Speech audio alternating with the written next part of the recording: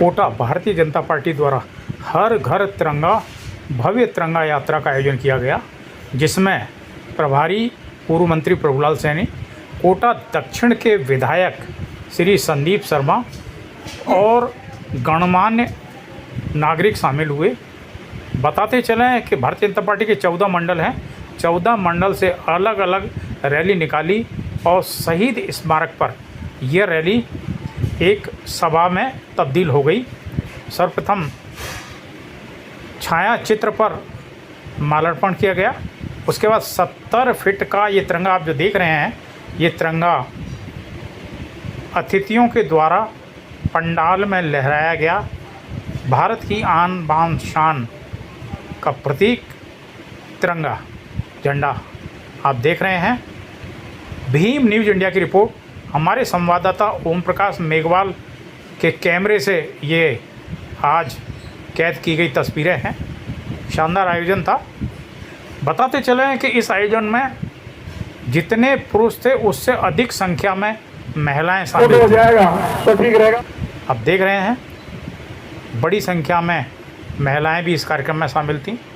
संदीप शर्मा कोटा दक्षिण के विधायक का उद्बोधन देखिए क्या कुछ कहा उन्होंने।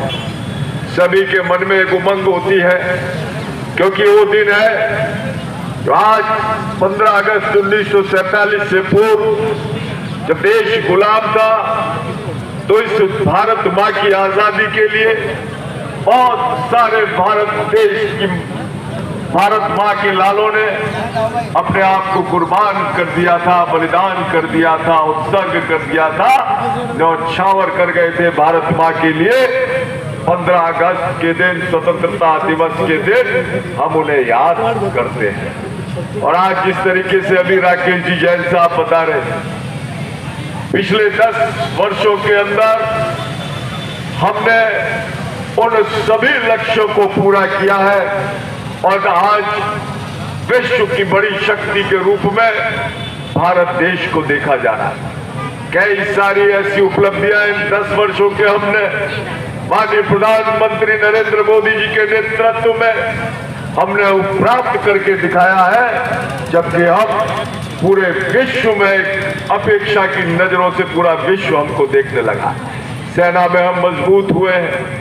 आज साइंस एंड टेक्नोलॉजी हो, मेडिकल हो, कृषि हो, हर क्षेत्र में हमने नित्य नई उपलब्धियां प्राप्त की। और अब हमारा जो लक्ष्य है कि आगे आने वाले समय में ये राष्ट्र विकसित राष्ट्र बने, तो निश्चित रूप से हम सभी लोगों की ये पूरी की कर्तव्य है, दायित्व है कि हम इस लक्ष्य को प्राप्त करें। और इस आज के दिन जबकि भारतीय जनता पार्टी के कार्यकर्ताओं ने घर घर तिरंगा बांटना 10 तारीख से प्रारंभ कर दिया और कल भी प्रत्येक घरों में के अंदर हम तिरंगा भेंट करेंगे, उस घर में जाके तिरंगा लहरा कर आएंगे। हमारा प्रयास ये रहे कि हर व्यक्ति देश की जन भावनाओं के साथ जुड़े और देश के प्रति, राष्ट्र के प्रति एक अटूट श्रद्धा और आस्था का भाव इस भारत माता के प्रति सभी के हृदय में रहे।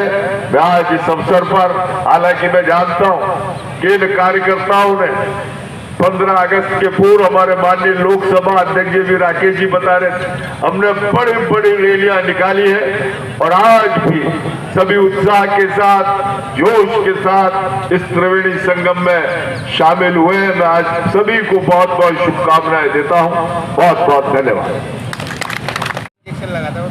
देश के लोकप्रिय प्रधानमंत्री आदरणीय नरेंद्र मोदी जी के नेतृत्व में और हमारे लाडले लोकसभा के सम्माननीय अध्यक्ष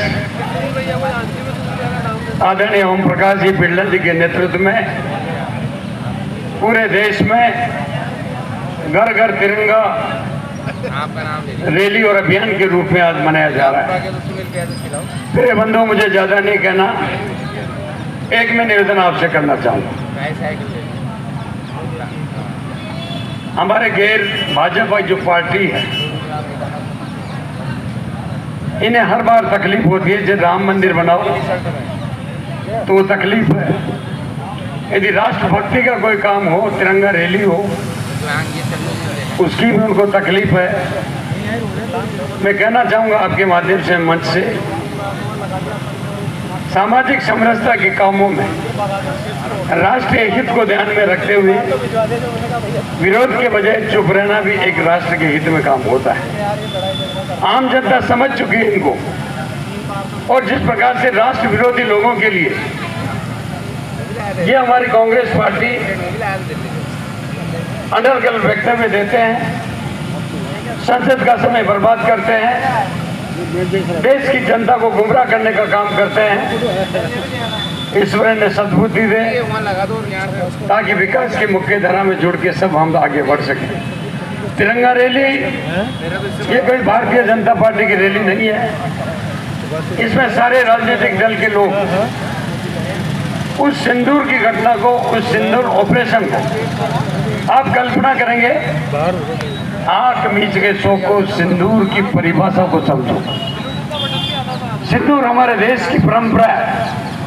सिंदूर चुटकी भर होता है, लेकिन पूरे जीवन तक उसको निभाने का वादा पति और पत्नी करते हैं। पति जब उसकी मांग में सिंदूर भरता है तो ऐसा लगता है कि निश्चित रूप से दाम्पत्य जीवन के साथ साथ सामाजिक आर्थिक सभी कामों में सहभागिनी बनकर काम करे। साथियों, बड़ा दुख है, 22 अप्रैल की घटना ने सिंदूर का मजाक उठाया।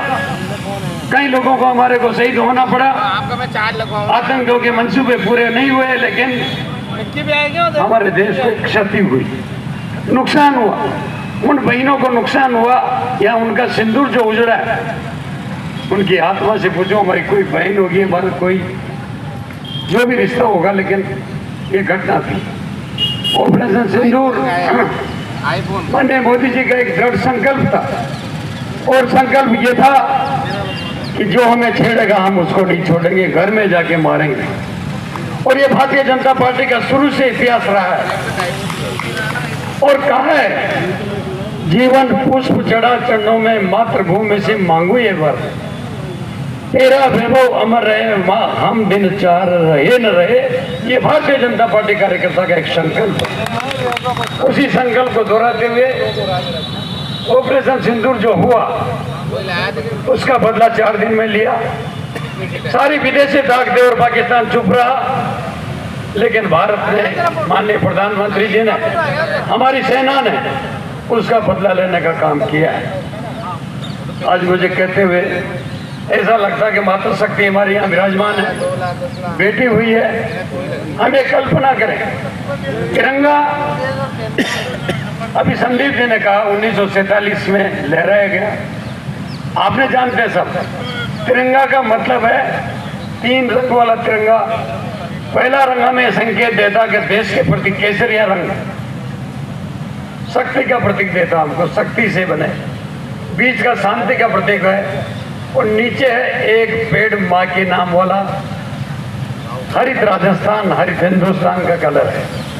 और तीनों का संदेश देश के प्रधानमंत्री मोदी जी ने कहा है कि मेरा राजनीति का मकसद मात्र राज करना नहीं है, बल्कि इस देश में आर्थिक स्थिति से मजबूत उन बहनों और भाइयों को जिनके आवास नहीं है, जिनके बिजली नहीं है, और जिनके गैस नहीं थी, चूल्हा नहीं था, ये सारे काम करने का काम मोदी जी ने इसलिए किया क्योंकि उसका मुख्य, हमारी पार्टी का मुख्य उद्देश्य था आर्थिक और सामाजिक उत्थान की राजनीति होती है, उसकी चाबी होती है राजनीति।